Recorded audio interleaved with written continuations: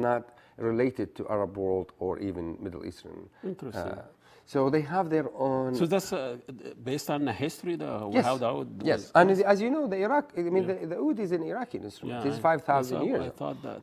It came from Sumerian time, and the lute, European lute, and sitar and guitar and banjos and all the string instruments basically came from that instrument. So the Iraqi school has distinctive sound, it has distinctive maqams. They have their own approach to the music. I mean, when you consider, because Egypt, for example, is the Dunya, you know, and always music has to do with songs. I see what you mean. So the music, the song, the voice comes first, and then the music in Egyptian song. Exactly.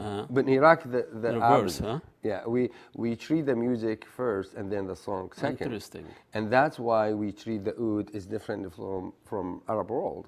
And so you use all the ouds, and technically. So what's wrong with playing oud as far as Saddam Hussein goes? Why was it?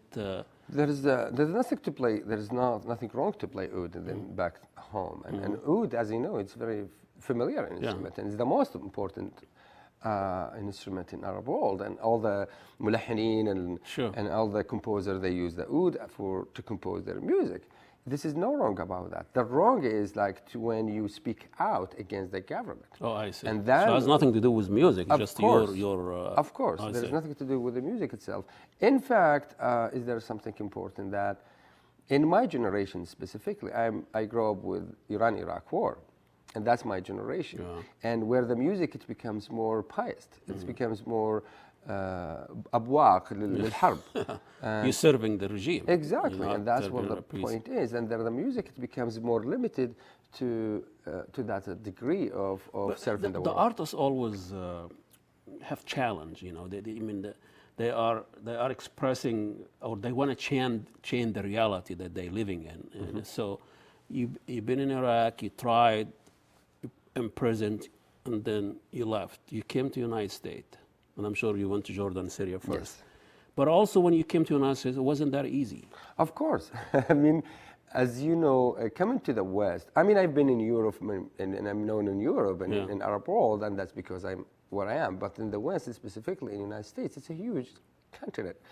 And beside that, the oud is unfamiliar instrument at the same time. Yes. So when I came here, I said, what can I do in this oud, you know, in this gigantic as people island. are busy in the shopping malls. Exactly. You could get them by oud. But I find it so interesting that in the America specifically, when you have something unique and you have something to offer, they genuine. Really genuine. That's exactly. When you have something genuine and authentic, people they listen to appreciate it so much.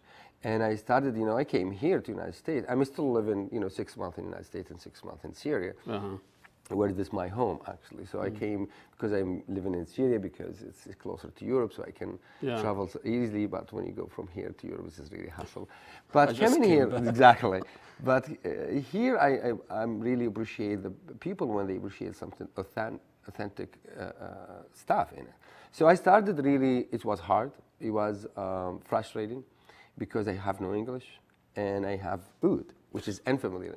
I'm not playing a violin or universal cello. language. Exactly. So that's what I was really in demand on, which is the universal language that I have. So I compose music for the solo oud or for the string quartet or for symphony orchestras, and I'm doing a lot of stuff that I could show our heritage, our culture, our history. But as you playing this wonderful, peaceful music, you are fighting against an image of an Iraqi or an Arab in the American mind. And were you trying to change that, or trying to redraw the image? Great question. This is a good question. Always I attempt, my music in general, it talks about children and women and their struggle and their stories. Because I believe that women in Arab world and in Iraq specifically, and children, they do not have voice.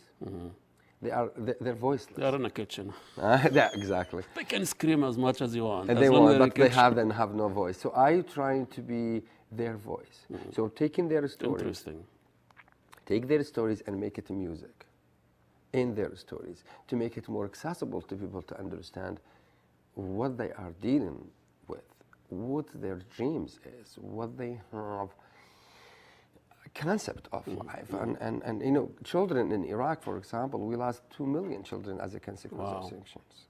And I'm still, it's a huge loss for Iraqi. The generation, your future. 2 million in 1991 till like 2000 and 2003 after the fall of Saddam and an occupation. And still Iraqi children, they struggle so much. And there's 3 million that's displaced in Iraqis, for example, after the invasion, when in Egypt and Syria and Jordan and Europe and so forth, and displaced inside of Iraq at the same time. So who will talk about that? Who's still our story? Yes. Besides Saddam and BelAhdan and all. Exactly. Usually our storyteller are ugly looking. That's true. Tell a very lousy story. I'm glad you are here to tell a different story. Can you take us through with your oud here and just play something, one of those stories that you know. Right. I know you come here in art to Walker Art Center, and we appreciate that you bring people like you, and just take us through. So my oud is suffering for the weather, basically. Whether, we all suffer. And hopefully stay in tune. This, for example, is called Hilum, dream, and it's about the desire that we have to touch our orange fruit. Oh, About the Iraqi children when they dream to have life. What a concept. So I will. It's for oud and actually in symphony orchestra, but I will play some. Sure.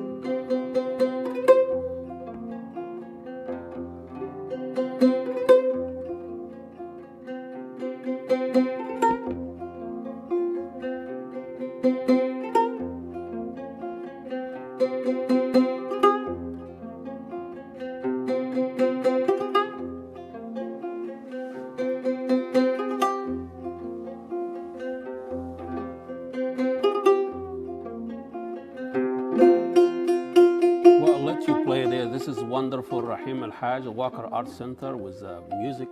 I just don't want to wake up from this music. This is wonderful. Thank you so much for coming. Thank you very much. Enjoy you stay here, and hopefully we'll see you again. Thank you very much. Rahim Al Hajj, Walker Art Center. We'll take a short break and come back with Bob. Salam alaikum.